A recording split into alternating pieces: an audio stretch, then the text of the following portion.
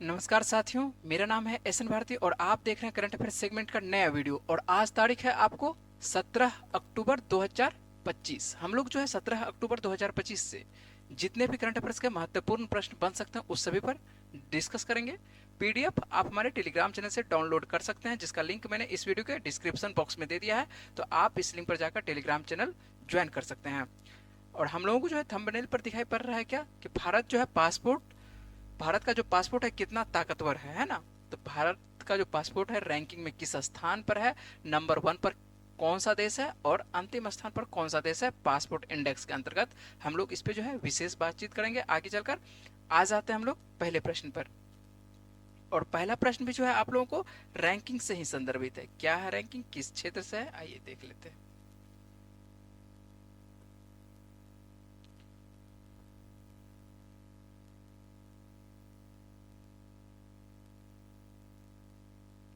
पहला प्रश्न आप लोग देख लेते हैं क्या है रैंकिंग। तो वैश्विक भूखमरी सूचकांक 2025 के बारे में पूछा जा रहा है। किसके बारे में पूछा जा रहा है कि वैश्विक भूखमरी सूचकांक 2025 में भारत जो है कौन सा स्थान भारत को प्राप्त हुआ है ना। तो भूखमरी सूचकांक में आप लोग बताइए, साथ साथ जो है आप लोग बनाने का प्रयास करिएगा कि कौन सा स्थान दिया गया है और साथ साथ आप लोगों का आंसर आना चाहिए, है ना। आप लोगों का कमेंट ऑन होगा और देख लेते हैं कि कमेंट ऑन है कि नहीं आप लोगों का, है ना।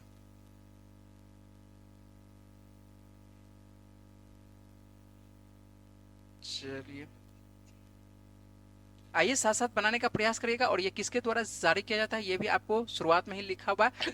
क्या लिखा हुआ है, कंसर्न वर्ल्ड लाइफ और वेल्ट हंगर हेल्प के द्वारा ये जारी किया जाता है। कहाँ की ये दोनों संस्थाएं हैं, हम दोनों के बारे में बातचीत करेंगे, ठीक है। गुड मॉर्निंग, कुंजन यादव जी लिख रहे हैं good morning all of you, है ना। तो आप लोग क्या लिख रहे हैं, आंसर क्या दे रहे हैं। एक का ए, एक का ए 63वां दे रहे हैं। ये बहुत दूर हैं आप। इतना भारत सूचकांक में सुधार हो जाए तब तो बहुत अच्छी बात है, ठीक है। इतना है नहीं, है ना। एक बार फिर से प्रयास करने का, बनाने का प्रयास करिए, ठीक है। कोई बात नहीं, गलत होगा तो क्या होगा कि सुधार हम लोग करेंगे, है ना। कि कोई भी प्रश्न यदि गलत होता है तो उसका सुधार होते रहेगा, ठीक है। इसके लिए घबराने की आवश्यकता नहीं कि गलत हो रहा है तो क्या दिक्कत हो रहा है, ठीक है। गलत होगा तो फिर से बनाने आ जाएगा, है ना। चलिए आ जाते हैं हम लोग प्रश्न पर बनाने का प्रयास करते हैं। बताइए जल्दी से, एक दो और कमेंट देखते हैं कि आप लोगों का क्या कमेंट आ रहा है ना। यदि कमेंट आप लोग कर सकते हैं तो करते रहिए आप लोग जल्दी जल्दी, ठीक है। आप लोग लूसेंट यदि पढ़ते होंगे तो वहां पे भी ये आपको लिखा होगा वैश्विक भुखमरी सूचकांक। लेकिन आपको लूसेंट में जो होगा क्या होगा कि पिछला सूचकांक है 2024 वाला ही लिखा हुआ है ना। उसमें या आप देखिएगा तो उसमें आपको वहां पे भी मिल जाएगा। चलिए बात करते रहेंगे यहाँ पर हम लोग। चलिए कोई बात नहीं, जो चीज आप लोगों को बताना चाह रहे थे आ जाते हम लोग अब डायरेक्ट वीडियो पे, है ना। आंसर दे रहे हैं आप लोग, नहीं दे रहे हैं। चलिए आ जाते हैं कौन सा आंसर होगा। इसका आंसर जो होगा 102वां होगा, है ना। बहुत ज्यादा इंतजार आप लोग कर चुके, ठीक है। कौन सा होगा, आपको 102 आंसर होगा। ए कंसर्न वर्ल्ड लाइफ और वर्ल्ड हंगर हिल्प के द्वारा जो है ये वैश्विक भूखमरी सूचकांक 2025 को जारी किया जाता है। और भारत को जो है इस बार कहां पर रखा है, कौन सा स्थान प्राप्त हुआ है। भारत को स्थान हुआ है, प्राप्त हुआ है आपको 102वां स्थान प्राप्त हुआ है। अब उम्मीद है कि समझ चुके होंगे आंसर कौन सा बनेगा, सी बनेगा, 102 बनेगा, ठीक है। भारत को जो है, आइए एक बार फिर से इस पे बात करेंगे और डिटेल से बात करेंगे, क्योंकि इंडेक्स जो है पूछता है ना। स्वाभाविक बात है कि इंडेक्स क्या होता है, पूछता है। और इंडेक्स जो पूछता है तो इंडेक्स में हम लोग बातचीत कर लेते हैं कौन सी जो आपको संगठन कहाँ की संगठन है। तो एक आपको देखने को मिलेगा क्या, आयरिस, आयरिस मानवतावादी संगठन। और ये इसका क्या नाम है, कंसर्न वर्ल्ड, है ना। वर्ल्ड वाइड क्या है, कंसर्न वर्ल्ड वाइड कर सकते हैं, वर्ल्ड वाइड लाइफ यहाँ पे लिखा जाता है। इसको बात करें इसके बाद तो जर्मन की एक सहायता इसको करती है कौन, एजेंसी वेल्ट हंगर हेल्प। इस दोनों इंस्टीट्यूट के द्वारा जो है आपको देखने को मिलता है ये जारी किया जाता है। आपको कौन सा, तो भूख सूचकांक है ना, जो वैश्विक भूख सूचकांक देखने को मिलता है ये दोनों के द्वारा। और इसमें जो है भारत जो है 123 देशों में भारत को रखा गया है, कहां पर, 102वें स्थान पर। डायरेक्ट आते हैं किसके द्वारा जारी किया जाता है, इतना आवश्यकता नहीं है याद करने का, लेकिन आपको सूचकांक याद करने की आवश्यकता है कि भारत को जो है 123 देशों में किस स्थान में प्राप्त हुआ है भारत को, तो आपको 102वां स्थान प्राप्त हुआ है, ठीक है। याद रखना है, स्कोर भी आवश्यकता नहीं है याद करने का। उसके बाद आपको 2024 की यदि बात करें कि 2024 में वैश्विक भूख सूचकांक में जो भारत कहां पर था, तो आपको ग्लोबल जो आपको निकाला जाता है हंगर इंडेक्स, तो इसमें जो है भारत जो है आपको कितने देशों पर, 127 देशों में भारत कहां पर था, 105वें स्थान पर था। और यही आपकी किताब में लिखा होगा 105वां, लूसेंट यदि पढ़िएगा आप तो आपको 105वां ही लिखा होगा, है ना। तो ध्यान दीजिएगा, आपके किताब में जो है आपको 105वां ही लिखा हुआ है। यहाँ पर आप अच्छे से देखिएगा तो आप जो आपको इंडेक्स पढ़ाया जा रहा है उसमें, हाँ सही है, 105वां ही उसमें लिखा हुआ है ना। आप किसी भी किताब को देखिएगा तो उसमें 105वां ही लिखा हुआ है। चलिए, तो ध्यान रखिएगा, ये आप सुधार कर लीजिएगा। यदि आप किसी भी किताब से पढ़ रहे हैं, किसी भी टीचर के नोट से पढ़ रहे हैं, तो उसको आपको सुधार कर लेना है। यहाँ पर हम लोग बातचीत कर लेते हैं, इसका जो इंडेक्स जारी किया जाता है, स्कोर जो जारी किया जाता है, किस प्रकार से स्कोर रहता है। तो स्कोर जो आपको देखने को मिलता है, 0 से लेके कहाँ रखता है, 100 तक रखता है ना, 0 to 100 रहता है। और जो देश जितना 0 के पास रहेगा, कितना रहेगा, 0 के पास जितना करीब 0 के पास रहेगा, इसका मतलब है कि वहां पर जो है भूख जो है आपको हंगर इंडेक्स कम देखने को मिल रहा है। अर्थात वहां पर क्या है कि भूख जो है, भूख से भूखमरी कम है, ठीक है, क्या है, भूखमरी कम है ना। अत्यधिक भूखमरी कहां पर देखने को मिलेगा, अत्यधिक देखने को मिलेगा जो 100 के आसपास होगा, 100 के आसपास सूचकांक में। और भारत जो है, यदि नंबर बात करें तो यहाँ पर जो देखने को मिला क्या, 27.3 अंक, ये अंक निकाला जाता है 100 और किसके बीच में, अब 0 से 100 के बीच में रखा है। और भारत जो है, सीधी सी बात है कि आपको बीच में देखने को मिल रहा है, 27.3 देखने को मिल रहा है। इतना भी भारत भूखमरी नहीं है कि एकदम चले आए कहाँ पर 100 के आसपास है, तो बीच में है भारत, ठीक ना। और इसी वजह से आपको देखने को मिलता है, ये तो आपको 2024 का है, इस बार का कितना है, सॉरी यहाँ पर जो है 25.8 है। ये तो आपको 2024 का है 27.8, और इस बार जो है 25, थोड़ा सा क्या हुआ है, रैंक में थोड़ा सा कह सकते हैं सुधार हुआ है ना, 27 से कहाँ जा रहा है, 25 के आसपास जा रहा है। इसी वजह से जो है रैंक भी आपको देखने को मिलता है, क्या देखने को मिलता है, पहले हम लोग कहाँ पर थे, 105वां पर थे, और इस बार जो है 102वें स्थान पर आ रहे हैं।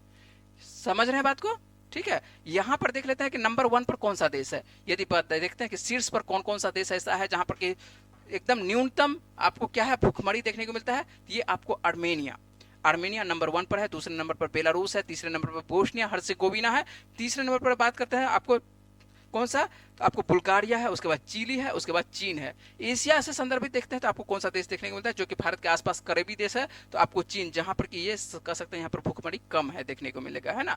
चीन में आपको भूखमरी कम है। और सबसे अंतिम स्थान पर पायदान पर देखिएगा कि 100 अंतिम पायदान पर देखिएगा कौन सा देश है, 123 देशों में जो है सबसे अंतिम पायदान पर आपको कौन सा देश देखने को मिल रहा है, सोमालिया देखने को मिल रहा है। कौन सा देश देखने को मिल रहा है, सोमालिया देखने को मिल रहा है। बहुत ज्यादा आपके पास डाटा हो गया। चलिए, यहाँ पर जो है एक बार हम लोग आराम से बातचीत करते हैं ना। सबसे पहला बात करते हैं कि आपको नंबर 1 है ना, एक नंबर पर कौन सा देखने को मिल रहा है, आर्मेनिया देखने को मिल रहा है ना, कि कौन सा, आर्मेनिया। उसके बाद बात करें कि भारत यहाँ पर कहां पर है, तो भारत जो है आपको 2025 में कहां पर है, 2025 में भारत कहां पर है, 102 स्थान पर है, ठीक है, 102 स्थान पर। और अंतिम पर कौन है, सोमालिया। इतना ही तो याद करना है, इससे ज्यादा याद नहीं करना है। तो आपको सोमालिया है सबसे अंतिम, अंतिम याद रखिएगा, अंतिम कौन सा है, सोमालिया है। बात करें कि प्रथम पर कौन है, आर्मेनिया है। और भारत कहां पर है, भारत जो आपको अपना भारत कहां पर है, 102 स्थान पर है। इतना ही याद करना है, इससे ज्यादा याद नहीं। यही आपके पास इतना फैक्ट लिखा हुआ है, लेकिन आपको याद क्या करना है कि भारत जो है 123 देशों में 102वें स्थान पर है। जबकि आपको बात करें कि कहां पर, तो सबसे अंतिम स्थान पर, तो सबसे अंतिम स्थान पर कौन सा है, तो आपको सोमालिया है। और सबसे नंबर 1 पर कौन सा है, तो आर्मेनिया है। इतना याद रखिएगा, इतना से काफी है, इतना यदि आप याद रख पाते हैं। ये रैंकिंग आपको पूछता है, आपको बार बार बोल रहे हैं कि आपको जो है चल रहा है, शाम में भी चल रहा है आपको इकोनॉमिक्स, तो इकोनॉमिक्स में भी जो क्या कहते हैं आपको यही पढ़ाया जा रहा है, इंडेक्स पढ़ाया जा रहा है। और इंडेक्स में जो है आप लोग फिर से सुधार करना है। भूखमरी सूचकांक जो है आपको किताब में क्या दिया हुआ है, किताब में आपको 2024 वाला दिया हुआ है। तो 2024 वाले के स्थान पर आपको क्या कर लेना है, 2024 उसको काट कर क्या कर देना है, आपको 2024 को क्या कर देना है, 2025। या काटिएगा नहीं तो आपको क्या कर देना है, यहीं पर आपको थोड़ा सा सुधार, 2024 के स्थान पर 2025 लिख लीजिएगा, और 105 के स्थान पर 102 कर दीजिएगा, ठीक ना। दोनों एक जगह लिख लीजिएगा, उम्मीद है कि आप लोग लिख लीजिएगा। चलते हैं हम लोग अगले प्रश्न पर बात करते हैं। अगला प्रश्न आप लोगों के लिए क्या है, चलिए कमेंट करते रहिएगा। यदि आप साथ साथ हैं तो कमेंट करिएगा, है ना। शुरुआत कमेंट किया, उसके बाद साइलेंट हो गए, क्या बात है। आइए नेक्स्ट प्रश्न देख लेते हैं। क्या नेक्स्ट प्रश्न आप लोगों के लिए पास क्या है ना, कि किस राज्य सरकार ने प्रत्येक मंडल, है ना, किस राज्य सरकार ने जो प्रत्येक मंडल मुख्यालय पर जो है दिव्यांग पुनर्वास केंद्र स्थापित करने की घोषणा की। प्रत्येक मंडल कहने का मतलब क्या है कि आपको जिला की बात कर रहा है ना। तो आपको जो है प्रत्येक मंडल में मुख्यालय, प्रत्येक मंडल मुख्यालय में आपको क्या देख रहे हैं, दिव्यांग पुनर्वास केंद्र की स्थापना करने की घोषणा की है। कौन सा राज्य सरकार के द्वारा, तो इसका सही आंसर क्या बनेगा, तो इसका सही आंसर आपको बनेगा उत्तर प्रदेश। कौन सा आंसर बनेगा, उत्तर प्रदेश बनेगा। उत्तर प्रदेश की जो सरकार है अभी, योगी आदित्यनाथ, कौन है, अरे यार, उत्तर प्रदेश की जो आपको सरकार देखने को मिलेगा, किसकी सरकार देखने को मिलेगा? योगी आदित्यनाथ की सरकार देखने को मिलेगा। और योगी आदित्यनाथ, और यहाँ पर राज्यपाल कौन है? आनंदीबेन पटेल हैं। और उसके बाद यदि बात करें कि लोकसभा की कितनी सीटें हैं उत्तर प्रदेश में, तो आपको 80 सीटें देखने को मिलती है। और उसके बाद राज्यसभा की यदि बात करें, ये आपको लोकसभा में आपको कितना 80 और राज्यसभा की आपको कितना 31 सीटें देखने को मिलता है। तो सर्वाधिक आपको उत्तर प्रदेश से ही देखने को मिलता है। ये सब बात प्रतिदिन करते हैं। तो यहाँ पर जो है हम लोग आगे बढ़ते हैं। आंसर कौन सा बनेगा? उत्तर प्रदेश बनेगा। ठीक है, चलते हैं अगले प्रश्न पर बात करते हैं। अगला प्रश्न आप लोगों के लिए क्या है?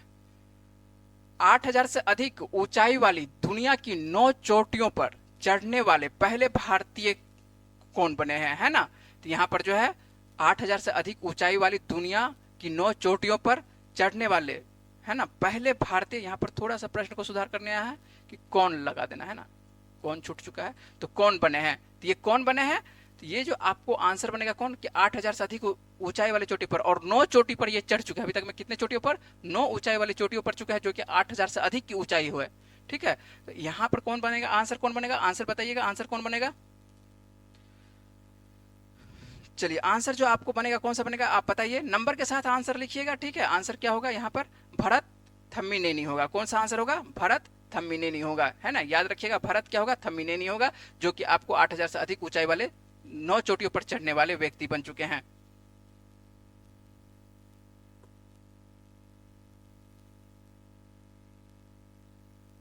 समझ रहे हैं बात को? और ये यदि पूछे कि किस राज्य के रहने वाले, तो भारत के किस राज्य के रहने वाले हैं, तो आंध्र प्रदेश के रहने वाले हैं, कर्नूल जिला के रहने वाले हैं। तो जिला की आवश्यकता नहीं है, आप याद रखिएगा, केवल आंध्र प्रदेश रहने वाले हैं। और इनका नाम क्या है?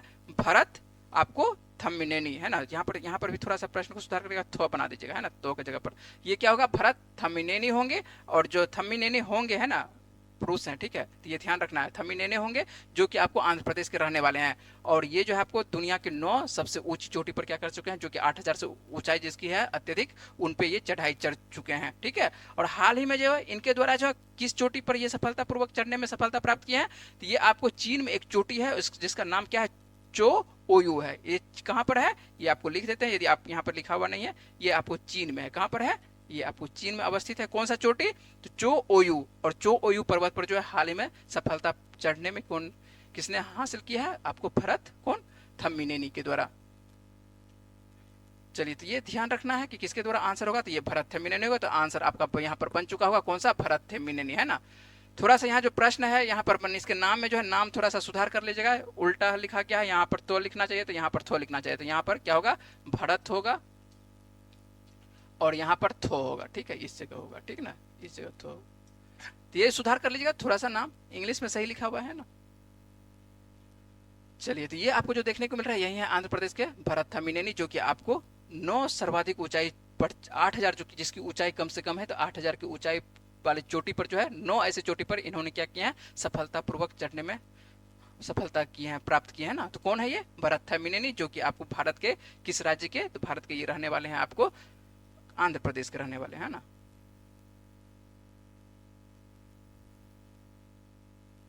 चलते हैं अगले प्रश्न पर बात करते हैं। अगला प्रश्न आप लोगों के लिए क्या है? भारत और दक्षिण कोरिया के बीच पहले नौ सैन्य अभ्यास का आयोजन जो है कहाँ किया गया है? क्या है? भारत और दक्षिण कोरिया के बीच जो है पहले नौ सैन्य अभ्यास जो है कहाँ पर किया गया है? इसका सही आंसर क्या बनेगा? बताइए, सही आंसर क्या बनेगा?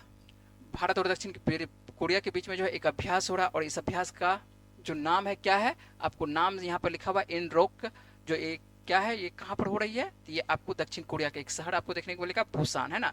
दक्षिण कोरिया का एक शहर देखने को मिलेगा, ये बुसान। और बुसान में जो है इस बार भारत और दक्षिण कोरिया के बीच में आपको ये अभ्यास आयोजन किया जा रहा है ना। तो ये आपको नौसैनिक अभ्यास है, और नौसैनिक अभ्यास है तो आपको याद रखना है भारत और दक्षिण कोरिया के बीच में, है ना। कहाँ पर यह अभ्यास किया गया? तो बुसान नेवल आपको बेस में ये अभ्यास किया गया। और नाम आता है दक्षिण कोरिया का, तो दक्षिण कोरिया की राजधानी क्या है? जल्दी से बताइए, दक्षिण कोरिया की राजधानी क्या है? सियोल है। और बात करें यहाँ पर मुद्रा की, तो मुद्रा आपको कौन सी चलती है? वॉन मुद्रा चलती है। और राष्ट्रपति यहाँ पर वर्तमान में हाल ही में बने हैं राष्ट्रपति कौन? ली जे म्यांग बने हैं, है ना, आपको दक्षिण कोरिया के। यदि बात करें प्रधानमंत्री, तो हान डक सू हैं, जो कि आपको कहाँ के प्रधानमंत्री देख रहे हैं? आप दक्षिण कोरिया के प्रधानमंत्री देख रहे हैं ना। चलते हैं अगले प्रश्न पर बात करते हैं। अगला प्रश्न आप लोगों के लिए क्या है? हाल ही में जो भारत को कितने वर्ष के लिए ह्यूमन राइट्स काउंसिल के लिए चुना गया? किसके बारे में पूछ रहे हैं? ह्यूमन राइट्स के लिए जो है भारत को कितने वर्ष के लिए जो चुना गया है ह्यूमन राइट्स काउंसिल के लिए, तो और भारत को जो है यहाँ पर जो है पूछ रहा है कि कितने वर्ष के लिए। आंसर दे सकते हैं, यदि आप आंसर देना चाहते हैं तो आंसर लिख सकते हैं। इसका आंसर क्या होगा, भारत को जो है कितने वर्ष के लिए जो है ह्यूमन राइट्स काउंसिल के लिए चुना गया। क्या होगा सही आंसर, इसका सही आंसर जो होगा आपको 3 वर्ष होगा। क्या होगा, भारत को जो है कितने वर्ष के लिए चुना गया है, तो 3 वर्ष के लिए चुना गया था। ये महत्वपूर्ण तथ्य इसके अंतर्गत देख लेते हैं। और किस किस वर्ष के लिए, तो सीधी सी बात है, ये आपको 26 से लेकर 28 तक के लिए है ना। आपको 26 से लेकर 28 के लिए जो है संयुक्त राष्ट्र मानवाधिकार परिषद के द्वारा जो है 2026 से 28 के कार्यकाल के लिए जो है किसको चुना गया है, ये अपने देश भारत को चुना गया है। और यह भारत का क्या है, 7वां कार्यकाल है। क्या होगा भारत का, यह 7वां कार्यकाल होगा। और भारत का कार्यकाल कब से स्टार्ट होगा, तो आपको 1 जनवरी 2026 से क्या हो जाएगा, आपको ये स्टार्ट होगा। और जो कि कार्यकाल कितने वर्ष तक रहने वाला है, ये 3 वर्ष तक रहने वाला है ना, 26, 27 और 28। तो ये 3 वर्ष जो है भारत का कार्यकाल रहने वाला है इसका परिषद के सदस्य के तौर पर। ठीक है, ये ध्यान रखना है। और संयुक्त राष्ट्र मानवाधिकार परिषद में जो वर्तमान में कितने सदस्य देश हैं, तो आपको वर्तमान में जो आपको परिषद में देखने को मिलेगा 47 देखने को मिलेगा। कितना है, 47। और इन्हीं 47 को जो है संयुक्त राष्ट्र मानवाधिकार को जो है समान भौगोलिक वितरण नियमों के तहत जो है 3 साल के कार्यकाल के लिए किया जाता है, चुना जाता है। ठीक है, कितने वर्षों के लिए चुना जाता है, तो 3 वर्षों के लिए जो है चुना जाता है। और इसी वजह से जो है भारत को कितने वर्षों के लिए चुना गया है, तो भारत को जो है 3 वर्षों के लिए चुना गया है। चलते हैं अगले प्रश्न पर। और यही प्रश्न जो है आप लोगों को थंबनेल पर देखने को मिला था। हाल ही में जो जारी हेनले पासपोर्ट किसके द्वारा जारी किया जाता है, तो हेनले और पासपोर्ट इंडेक्स 2025 में भारत को जो है कौन सा स्थान दिया गया है।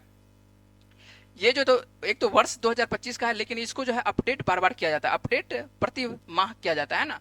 तो आपको देखने को मिलेगा कि हाल ही में जो है हेनले पासपोर्ट इंडेक्स 2025 में जो है भारत को जो है कौन सा स्थान प्राप्त हुआ है, तो कौन सा स्थान प्राप्त हुआ है, आपको कौन सा लग रहा है आंसर। यदि आप जान रहे हैं तो आंसर देने का प्रयास करिए कि आपको कौन सा आंसर लग रहा है ना।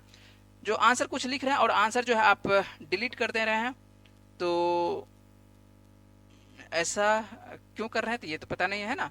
और लिखिए आंसर, यदि आप लिखने का चाह रहे हैं तो लिखना है, और गलत होता है तो इसके लिए परेशान होने की आवश्यकता नहीं है। यदि ऐसा आपको लगता है कि आंसर गलत हो रहा है तो आप डिलीट कर दे रहे हैं, तो ऐसा कोई दिक्कत नहीं है ना। अधिक दिक्कत है, गलत गलत होगा तो क्या होगा, आपको सुधार होगा, इससे क्या दिक्कत होगा, है ना। गलत यदि हो जाती है प्रश्न बनाने में तो क्या होगा, सुधार। ऐसा थोड़ा है कि आप परीक्षा में बैठे हुए हैं, ये तो आपके लिए क्या है, अभ्यास है ना। ठीक है, चलिए आपका आंसर आ रहा है, ए नंबर आंसर आ रहा है आपको। चलिए क्या नाम लिखे हैं, चलिए आपका जो नाम शिव, क्या नाम रखे हैं, गुंजन यादव। चलिए गुंजन यादव का 6 का ए आ रहा है। ठीक है, सभी का ए आ रहा है, क्या बात है। चलिए हेनले पासपोर्ट इंडेक्स जल्दी से बताइएगा, फिर से आप लोग बताइए। शिवनाथ, यही नाम ले रहे हैं, सही नाम ले रहे हैं, तो शिवनाथ जी आप ही ए नंबर दे रहे हैं। ठीक है, गुंजन यादव जी आप ही का, आपका भी आंसर ए आ रहा है। ठीक है, और देखते हैं क्या किसी का आंसर क्या आ रहा है ना। आप लोग यही पढ़े हैं, ए नंबर पढ़े हैं, 82 नंबर पढ़े हैं।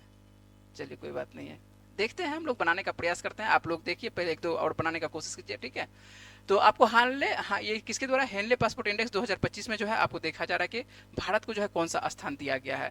थोड़ा सुधार करना है। क्या क्या करना है, तो यहाँ पर जो इसका आंसर बनेगा 85वां नंबर करेगा। क्या बनेगा, 85वां नंबर बनेगा। सुधार करिएगा। आप हो सकता है कि पहले वाला आपको याद होगा, अभी वर्तमान में क्या हो जाएगा, 85वां हो जाएगा, है ना। आइए इस पे बातचीत करते हैं, कौन सा आंसर हो जाएगा। उम्मीद है कि आप समझ चुके होंगे, आंसर तो पहले बना चुके होंगे, लेकिन इस पे थोड़ा सा इंडेक्स आपको इसलिए बोलते हैं कि बार बार थोड़ा सा रुकने की आवश्यकता ये है इंडेक्स पे। इंडेक्स जो है आपको पूछा जा सकता है, कुछ भी पूछा जा सकता है, हो सकता है पहला पूछा जा सकता है, हो सकता है दूसरा पूछा जा सकता है, कुछ भी पूछा जा सकता है।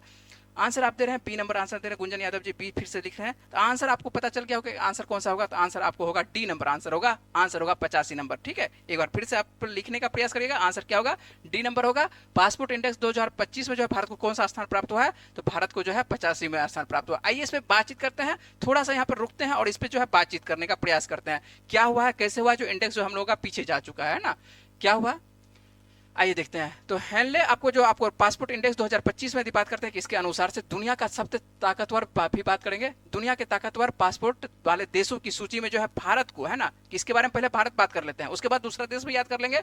भारत को जो है कौन सा स्थान प्राप्त हुआ है, इस बार आपका बिल्कुल सही है आंसर गुंजन जी, है ना।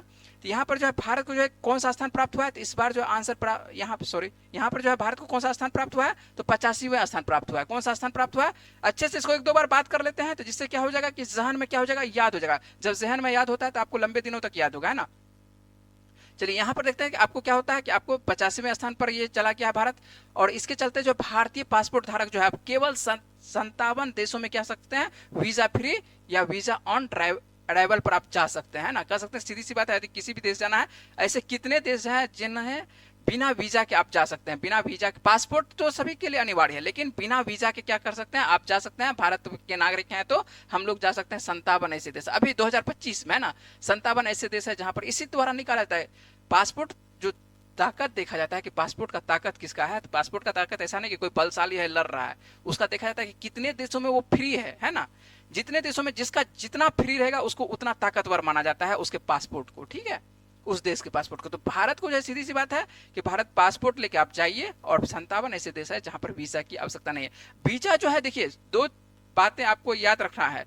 वीजा की दूसरे देशों के द्वारा, जब किसी देश आप जाते हैं, मान लेते हैं कि अमेरिका जाना चाह रहे हैं, हो सकता है आप फिलीपींस जाना चाह रहे हैं, हो सकता है कि आप थाईलैंड जाना चाहते हैं, जहां भी जाना चाहते हैं, ठीक है, तो वहां की जो सरकार है और वहां का जो राजदूत है आपके कहाँ दिल्ली में बैठे हुए हैं, और दिल्ली में क्या करेंगे, वो आपको वीजा देगा कि हाँ चलिए ठीक है, एक तरह से आपको क्या अधिकार देगा कि आप मेरे देश में आइए, घूमिए फिरिए, जो करना है करिए, ठीक है। तो आपको दूसरा वीजा दूसरे देश के द्वारा दिया जाता है। जबकि पासपोर्ट क्या होता है, जैसे कि पासपोर्ट एक पहचान हुआ है ना, जैसे हम लोग भारत में रहते हैं तो हम लोगों के पास पहचान क्या है, आधार कार्ड है, उसके बाद वोटर आई कार्ड है, और क्या कहते हैं ड्राइवरी लाइसेंस, ये आपका पहचान है कि आपको यह भारत के पहचान पत्र के तहत देता है ना। उसी तरह से जो पासपोर्ट आपको पहचान देता है कि आप भारत के नागरिक हैं, भारत के निवासी रहने वाले हैं, और आप कहां जा सकते हैं। आपको वीजा यदि दूसरा देश प्रोवाइड करेगा तब आप उस देश को, जो वीजा नहीं देगा तो वीजा आपको दूसरा देश प्रोवाइड करता है, भारत नहीं प्रोवाइड करेगा। जिस देश में आप जाइएगा वो देश आपको प्रोवाइड करता है।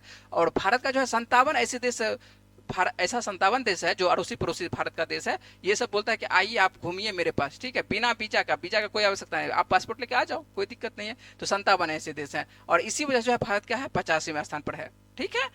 आइए बातचीत करते हैं पिछले वर्ष का भी, थोड़ा सा यहाँ पर देख लेते हैं। पिछले वर्ष का जिक्र इसलिए कर देते हैं क्योंकि हो सकता है कि कभी कभी देखते हैं बीपीएससी वाला जो है 2-3 वर्ष पीछे का डाटा पूछ देता है ना। तो बीपीएससी वाला का कह सकते हैं कि 2-3 वर्ष पीछे का जब पूछता है तो पिछले वाला भी याद रखना है। तो पिछले साल जो है आपको भारत जो है 80वें स्थान पर था, 80वें स्थान पर था, और उस वक्त देखते हैं तो भारत का जो है आपको 62 देशों में वीजा फ्री था। पिछले वर्ष आपको 2024 की बात कर रहे हैं। तो अभी जो है इसका मतलब कि 80 से 85 क्या सुधार हुआ है कि खराब हुआ है, ये खराब हुआ है, स्थान खराब हुआ है ना। क्या हुआ, स्थान खराब हुआ है, ठीक है। जितना फ्री रहेगा उतना क्या होगा, रैंक हम लोगों का कम आएगा। यहाँ पर देखिए 80वें स्थान पर है कब, जब आपको 62 देशों में फ्री है। 57 देश कम फ्री होगा तो रैंक हम लोगों का उधर क्या हो जाएगा, भागेगा, ठीक है, ऊपर जाएगा। तो यहाँ पर आप देखिए हम लोग क्या है 25 में यदि बात करें कि सबसे ताकतवर, यदि बात करें सबसे, भारत का समझ चुके होंगे ना, भारत का उम्मीद है कि समझ चुके हैं कि भारत का स्थान 85वें पर है। यदि बात करें कि दुनिया का सबसे ताकतवर पासपोर्ट अभी वर्तमान में कौन सा है 25 में, 25 में भी 24 में भी सभी था, कौन सा है, लगातार बने हुए हैं आपको सिंगापुर। सिंगापुर छोटा सा देश है, अब देखिए इसका कितने देशों में फ्री है पासपोर्ट के रूप में जो है, पहले स्थान पर ये बना हुआ है। और उसके बाद सिंगापुर के लोग जो है 193 देशों में वीजा फ्री है। समझ रहे हैं कितने देशों में, लगभग सभी देशों, महत्वपूर्ण सभी देशों में इसका वीजा फ्री है। लिया जाता है सूची लगभग 199 देशों का, 199 देशों में से 193 देश क्या है इसका फ्री है ना। तो 193 देशों में समझ रहे हैं कि 193 देश क्या है, सभी कोई इसको वीजा लगभग 193 देश फ्री करके रखा है कि आप आइए, है ना, केवल पासपोर्ट लेके आओ मेरे पास घूमने के लिए। किसको बोल रहा है ये, आपको सिंगापुर को बोल रहा है। इसी वजह से जो है सिंगापुर को क्या बोला जाता है, सबसे ताकतवर पासपोर्ट बोला जाता है। तो 2025 में नंबर 1 पर कौन सा याद रखेगा, आपको याद रखना है, सिंगापुर को भी याद रखना है। सिंगापुर को नंबर 1 पर, सबसे नंबर पर। यदि बात करें दूसरे स्थान पर तो आपको साउथ कोरिया, अभी साउथ कोरिया की जस्ट बात किए थे तो साउथ कोरिया। तीसरे स्थान पर जापान। थोड़ा सा यहाँ पर क्रम 1 to 3 याद रखिएगा। पहले स्थान पर कौन सा, सिंगापुर, दूसरे स्थान पर कौन सा, साउथ कोरिया, तीसरे स्थान पर जापान, और अपना देश भारत कहां पर, अपना देश भारत 85वें स्थान पर। बार बार याद करना है, अपना देश भारत 85वें स्थान पर, ठीक है। और जब 85वें स्थान पर अपना देश है, ऊपर भी हो चुका है, और सबसे निचले भी देख लेते हैं कि सबसे निचले पर, सबसे नीचे पायदान पर कौन है, तो सबसे निचले पायदान पर जो है ना एक और अपना पड़ोसी देश है अफगानिस्तान। पड़ोसी के अंतर्गत ही रखते हैं क्योंकि 106 किलोमीटर जो है आपको देखने को मिलता है, सीमा साझा होता है। लेकिन भले ही वो हम लोगों के पास वर्तमान में नहीं है, पीओके के पास है, पाकिस्तान ऑक्युपाइड कश्मीर के पास है, लेकिन हम लोग जो है क्या देखते हैं कि हम लोग मान लेंगे कि हम लोगों का पड़ोसी देश ही है ना। तो एक अफगानिस्तान, ठीक है। तो अफगानिस्तान यदि क्या है इस पासपोर्ट इंडेक्स में क्या कह सकते हैं कि सबसे कमजोर, यदि दुनिया का सबसे कमजोर पासपोर्ट है तो किसका है, तो दुनिया का सबसे पासपोर्ट कमजोर है किसका, अफगानिस्तान का। ये किसके अनुसार से, ये हेनले के अनुसार से बात कर रहे हैं, सब अपना अपना अलग अलग जारी करता है। और इसका जो है अफगानिस्तान का 24 देशों में क्या है, इसका फ्री वीजा है। 24 देश जो है इसको बोलता है कि आओ कोई बात नहीं है, कुछ भी कर रहे हो तो अपने मेरे देश में जो है घूम सकते हो। 24 ऐसे देश हैं जो बिना वीजा के अफगानिस्तान को बुलाता है, ठीक है। तो ये उम्मीद है कि समझ चुके होंगे। यदि आपसे लिस्ट पूछे तो अब देखिए आपको क्या करना है याद है ना, आपको सीधी सी बात है कि आपको क्या क्या याद रखना है। सबसे पहला याद रखना है कि पहले स्थान पर कौन। एक रैंक इस तरह से बना लेते हैं, ऊपर से नीचे, है ना, इस तरह से तीर दे दिए। ऊपर में सबसे ऊपर में कौन सा है, सिंगापुर बैठा हुआ है, सिंगापुर, है ना, नंबर 1 पर। और सबसे ताकतवर कह सकते हैं कि सबसे ताकतवर कौन सा, सिंगापुर, है ना। पासपोर्ट के बारे में बात कर रहे हैं, पासपोर्ट के बारे में बात कर रहे हैं, ठीक ना। उसके बाद बीच में हम लोग बीच बीच वाले हैं, सब जगह बीच में है, अर्थव्यवस्था की दृष्टि से भी बीच में है, सब जगह बीच बीच में रहते हैं ना।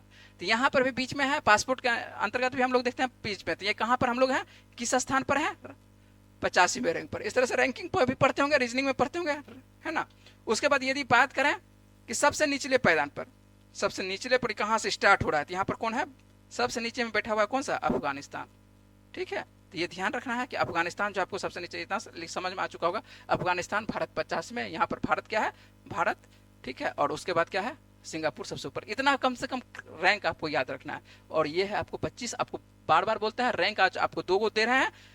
कौन कौन सा रैंक दे रहे हैं, एक तो आपको पासपोर्ट इंडेक्स दे रहे हैं, दूसरा आपको कौन सा रैंक दिए हैं, आपको भूखमरी सूचकांक दिए हैं, ठीक है। तो ये आपको ध्यान रखना है, ठीक है। एक और रिपोर्ट है इसी जगह जो है, एक और रिपोर्ट जारी हुई है, उस रिपोर्ट को भी एक नजर देखते हुए है। क्यों रिपोर्ट जारी बार बार करते हैं, ये रिपोर्ट क्यों महत्वपूर्ण है, उस पर भी बातचीत करते हैं, ठीक है।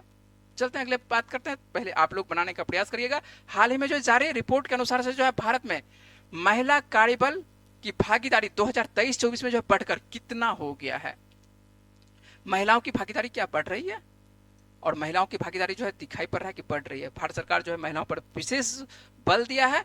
आप लोग से एक प्रश्न है, जब तक हम इस पे बातचीत करते हैं, आप लोग एक प्रश्न बताने का कोशिश कीजिएगा।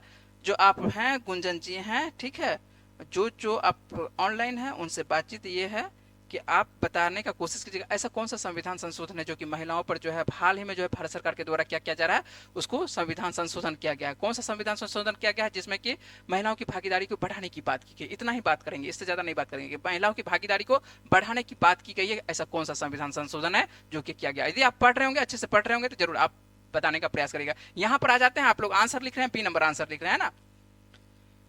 चलिए, तो आंसर लिख रहे हैं, जल्दी से लिखने का प्रयास करिएगा, जो आप आंसर लिख रहे हैं। चलिए ठीक है, शिवनाथ, ठीक है जी, शिवनाथ जी आपका आंसर आ रहा है, बी आंसर आ रहा है। लेकिन लेकिन लेकिन ठीक है, रुकना है, ठीक है। लेकिन इसलिए बोल रहे हैं, आपको बताते हैं प्रश्न आंसर क्या बनेगा। थोड़ा सा और सुधार करने का प्रयास करिए, ठीक है, थोड़ा सा और बढ़ाइए, है ना। भागीदारी जो आप 40% पर ले गए, थोड़ा सा और बढ़ाने का प्रयास करिए, ठीक है, थोड़ा सा और बढ़ेगा, ठीक है। यहाँ पर देखते हैं भारत में जो है महिलाओं की जो कार्यबल, और जो आपको कार्यबल देखने को मिलता है, दक्षता जो देखने को मिलता है, यहाँ पर भागीदारी जो महिलाओं का कितना बढ़कर हो चुका है। यदि 17 से 18 की रिपोर्ट के बाद 23-24 में आते हैं डायरेक्ट, है ना, ये हो चुका है 42%। कितना हो चुका है, 42%। उम्मीद है कि आप आंसर सही करिएगा, ठीक ना। तो ये क्या आंसर क्या होगा, सी नंबर आंसर होगा, और आंसर होगा क्या, 42% होगा। आंसर क्या होगा, 42% होगा। उम्मीद है कि आप देख चुके होंगे, समझ चुके होंगे। हम लोग यहीं पर थोड़ा सा और बातचीत कर लेते हैं। बातचीत कुछ नहीं करना है। देखिए, महिलाओं की भागीदारी के लिए आपको प्रश्न पूछे थे, प्रश्न याद रखिएगा कि आपसे प्रश्न जो शिवनाथ जी आप भी जवाब दे सकते हैं। आपसे पूछे थे कि ऐसा कौन सा संविधान संशोधन है जिसमें कि महिलाओं की भागीदारी को बढ़ाने की बात की गई है ना। और वो अभी लागू नहीं है, लेकिन आने वाले दिनों में जो है जनसंख्या का क्या होगा, जनगणना जब होगा उसके बाद जो है परिसीमन होगा, परिसीमन के बाद जो है वो संविधान संशोधन लागू हो जाएगा। लेकिन संविधान संशोधन हो चुका है, आपके किताब में लिखा हुआ है। ऐसा कौन सा संविधान संशोधन है ना। बात कर, आप लोग बताइएगा। यदि भूल आगे चलते हैं तो आप लोग पूछ सकते हैं, ठीक है। हम लोग देख लेते हैं यहाँ पर जो आप लोगों को प्रश्न पूछा गया था कि भारत में जो है क्या पूछे थे, भारत में महिला कार्यबल भागीदारी में जो है उल्लेखनीय वृद्धि देखी गई है। और श्रम और रोजगार मंत्रालय ने कहा है कि महिला श्रम बल भागीदारी जो है 2017-18 के 23% से बढ़कर जो है आपको कितना हो चुका है 2024 में, ये 42% हो गया। और यही आपका प्रश्न था, ठीक है, कि 23% से बढ़कर कितना हो चुका है, 23% से बढ़कर हो चुका है 42%। इसका मतलब है कि महिलाओं की भागीदारी क्या हो रही है, धीरे धीरे क्या हो रही है, बढ़ रही है। और भारत सरकार के द्वारा आप लोगों को जो है बार बार बोल रहे हैं कि इकोनॉमिक्स जो शाम में चल रहा है, और इकोनॉमिक्स के में क्लास में आपको लैंगिक असमानता सूचकांक भी पढ़ाए हैं, है ना। तो लैंगिक असमानता सूचकांक जो लैंगिक अंतराल जो आपको पढ़ाए हैं, वैश्विक लैंगिक अंतराल सूचकांक 2025, आपको इसका भी रिपोर्ट आ चुका है। इसमें जो है आपको 148 देशों में, यदि बात करेंगे 148 देशों में भारत किस स्थान पर है ना। और प्रथम स्थान पर कौन सा देश है, और भारत पर ही बात कर लेते हैं कि भारत किस स्थान पर है ना। क्या आप लोग आंसर दे रहे हैं, आप लोगों का आंसर नहीं आ रहा है। आप लोग आंसर क्या हुआ, आंसर क्यों नहीं दे रहे, आंसर बी, बी के बाद कोई नहीं दे है। चलिए यहाँ पर तो ये प्रश्न तो बन चुका है। और लैंगिक वैश्विक लैंगिक अंतराल सूचकांक जो देखते हैं, ये भी आप लोगों का 2025 का रिपोर्ट जारी कर दिया गया है, और 2025 आपको करवा चुके हैं, ये प्रश्न करवा चुके हैं 2025 लैंगिक और समानता सूचकांक जो है। इसमें जो है वैश्विक अंतराल सूचकांक में देखते किसमें लैंगिक वाला में बात कर रहे हैं। लैंगिक मतलब क्या, जिसमें कि आप कह सकते हैं कि पुरुष और महिला में क्या डिफरेंस है, अंतर क्या देखने को मिल रहा है, कार्यबल में सभी जगह, राजनीतिक स्थिति में क्या कार्यबल देखने को मिल रहा है ना। ये आपको देखने को क्या मिल रहा है कि सबसे, यदि बात करें कि सबसे नंबर 1 पर सबसे ऐसा कौन सा देश है कि जहां पर थोड़ा सा भी लैंगिक समानता कह सकते हैं, असमानता नहीं है, समानता पूर्णता देखने को मिलता है। आइसलैंड नाम सुने हैं? आइसलैंड जाइए, वहां पर जो है सभी जगह महिलाओं की भागीदारी देखने को मिलता है। ऐसा कुछ भी नहीं है कि महिला और पुरुष में कोई अंतर आपको देखने को मिलता है, सभी जगह नंबर 1 पर। भारत यदि बात करते हैं, भारत यहाँ पर कौन से स्थान पर है? 131वें स्थान पर है। भारत कहाँ पर है? 131वें स्थान पर है ना। 131वें स्थान पर भारत देखने को मिलेगा। ये सूची समझ रहे हैं किसका है? ये वैश्विक लैंगिक अंतराल सूचकांक जो बता रहे हैं, ठीक है, महिलाओं के बारे में। और उसके बाद 148वें सबसे अंतिम पायदान पर, यहाँ पर 148वें पायदान पर कौन सा है? पाकिस्तान है। पाकिस्तान है 148। आप देखिएगा आपके लूसेंट में यदि 2025 वाला यदि आप किताब खरीद चुके होंगे या आप पढ़ते होंगे, कौन सा स्पीडी पढ़ते होंगे, तो वहां पर भी आपको दिया हुआ होगा, ये आपको क्या कहते हैं, इंडेक्स दिया होगा वहां पर। इसका मतलब क्या है कि धीरे धीरे जो महिलाओं की हम लोग क्या कर रहे हैं, भागीदारी को बढ़ा रहे हैं। भारत अभी बहुत पीछे है, 148 देशों में, समझ रहे हैं, 131वें स्थान पर, तो बहुत पीछे हम लोग हैं, है ना। 141, क्योंकि अंतराल डिफरेंस क्यों है, बहुत ज्यादा डिफरेंस देखने को मिलता है यहाँ पर महिलाओं में और किसमें, पुरुषों की भागीदारी में। और पुरुषों महिलाओं की भागीदारी, अब देखिए आपको एक संविधान संशोधन पूछे थे, आप उम्मीद है कि आप बता चुके होंगे। अभी तक तो कोई नहीं लिखे हैं संविधान संशोधन कौन सा है ना। संविधान संशोधन आपको बता चुके हैं, और शाम में जो चल रही है क्लास उसमें भी बताया है कि आपको क्या बताया है कि 106वां संविधान संशोधन है ना। 106वां संविधान संशोधन ये हो चुका है। और ये इसमें क्या कहा गया है, 106वां संविधान संशोधन में क्या गया है, लोकसभा की जो सीटें हैं, जो विधानसभा की सीटें हैं, और दिल्ली विधानसभा की सीटें, ये तीनों के बारे में बात कर रहे हैं 106वां संविधान संशोधन में, कि आपको लोकसभा की सीटें और दिल्ली विधानसभा की सीटें और जो राज्यों की विधानसभा की सीटें हैं, इसमें जो है महिलाओं की भागीदारी को कितना किया जाएगा, 1/3 कर दिया गया है ना। महिलाओं की भागीदारी को क्या रखा गया है, 1/3 रखा है। इसका मतलब क्या है, महिलाओं की भागीदारी को धीरे धीरे बढ़ाने का प्रयास है ना। और यहाँ पर भी बढ़ते हुए देखने को मिल रहा है, 42% देखने को मिल रहा है ना। तो महिलाओं की भागीदारी सभी क्षेत्र में जो है बढ़ाया जाएगा, ठीक है।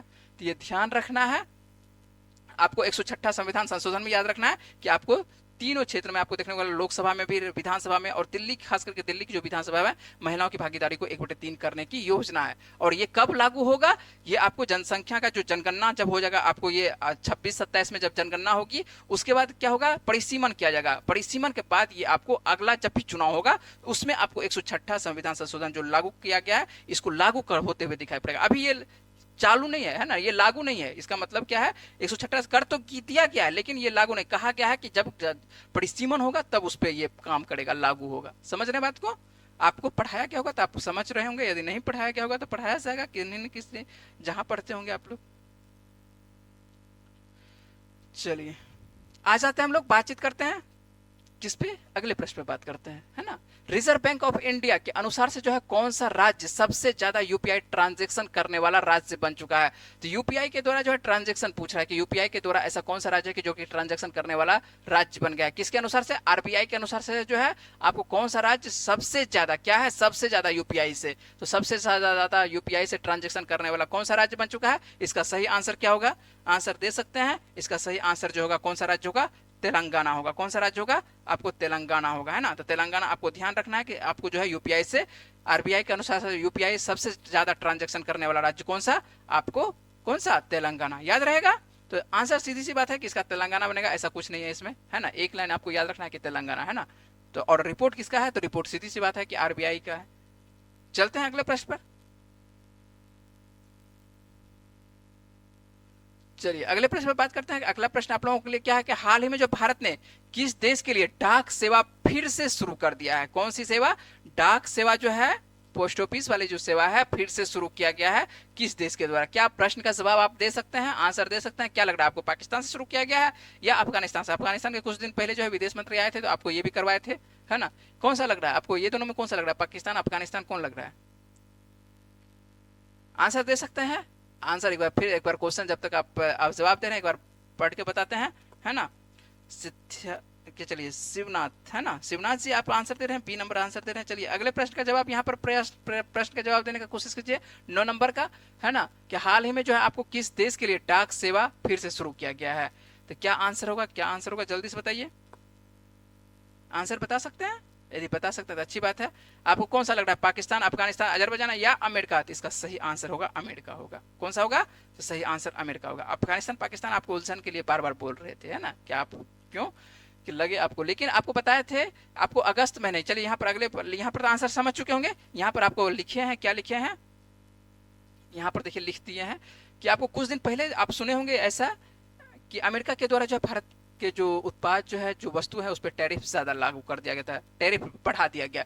और जब टैरिफ बढ़ा दिया गया तो थोड़ा सा भारत नाराज हो गया, और भारत जो है अपनी जो डाक सेवा है उसको क्या कर देता है, अगस्त में, क्या है, अगस्त के महीने में क्या कर देता है, इसको बंद कर देता है। तो 22 अगस्त के आसपास जो है आपको क्या देखने को मिलता है, आपको डाक सेवा क्या कर दिया गया था, निलंबित कर दिया, कुछ दिनों के लिए निलंबित कर दिया गया था ना, बंद नहीं कर सकते उसको, निलंबित, कुछ देर के सेवा जो है बंद कर दिया गया है ना।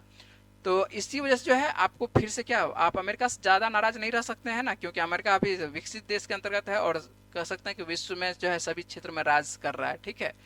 तो आपको व्यापार और किसी न किसी चीज़ पे, सभी चीज़ से आपको संबंध रखना ही पड़ेगा अमेरिका से। तो भारत जो है डाक विभाग से कह सकते हैं कि 15 अक्टूबर से जो है आपको अमेरिका के लिए सभी प्रकार की अंतर्राष्ट्रीय डाक सेवाएं क्या कर दिया है, फिर से शुरू करने जा रहा है ना, शुरू कर दिया है, ठीक है। तो 15 तारीख से क्या कर दिया है, शुरू कर दिया है। और अमेरिका के लिए डाक सेवाएं प्रतिबंधित कब किया गया था, 22 अगस्त के महीने में प्रतिबंधित कर दिया गया था, जब टैरिफ लागू किया गया था। अब फिर से क्या कर दिया गया, शुरू कर दिया गया है। तो स्वाभाविक बात है कि अमेरिका से आपको व्यापार, सभी प्रकार की जो जितने भी प्रकार के संबंध है आपको स्टार्ट रखना ही पड़ेगा, ठीक है। तो आपको नाम आता है अमेरिका, तो अमेरिका की राजधानी क्या है, Washington DC, district of Columbia. आदि बात करें मुद्रा की, तो मुद्रा की यहाँ कौन सी चलती है, तो मुद्रा तो सबसे ज्यादा फेमस है आपको अमेरिकी डॉलर, है ना, सभी को यही प्राप्त करना चाहता है। उसके बाद राष्ट्रपति की यदि बात करें तो राष्ट्रपति वर्तमान में कौन है, आपको डोनाल्ड ट्रंप है, जो कि कितने नंबर के हैं राष्ट्रपति हैं, 47वें नंबर के राष्ट्रपति हैं।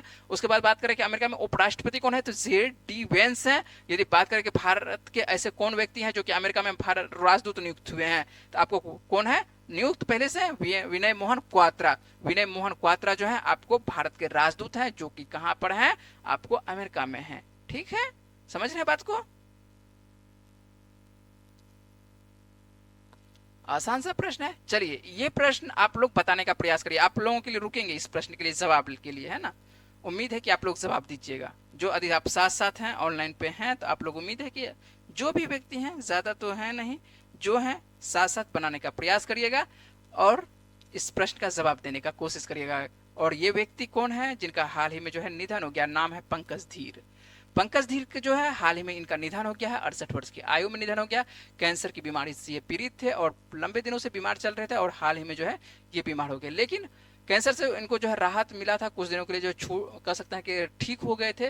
लेकिन फिर से जो है इसको सेकेंड अटैक, कैंसर का जो है सेकेंड एक बार फिर से घात आती है, जिसकी वजह से क्या हो जाता है, इस बार जो है इनको डॉक्टर संभाल नहीं पाते हैं। और ऐसे ये किस क्षेत्र से संबंधित है पंकज धीर, ऐसा क्यों लिए हैं, इस पे प्रश्न जवाब आपको दे सकते हैं कि आखिर क्यों लेना पड़ा। मृत्यु तो सभी की हो रही, प्रतिदिन हो रही, किसी का जन्म हो रहा है, किसी की मृत्यु हो रही, ये तो प्रकृति का नियम है।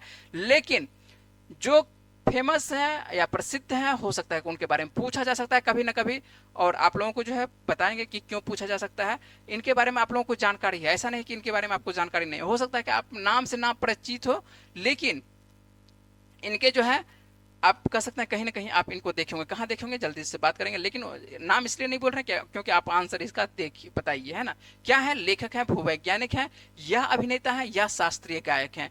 क्यों बोल रहे हैं कि आप लोग कहीं ना कहीं देखे होंगे, बताने का कोशिश कीजिए। चलिए यदि आप साथ साथ बना रहे हैं तो अच्छी बात है ना।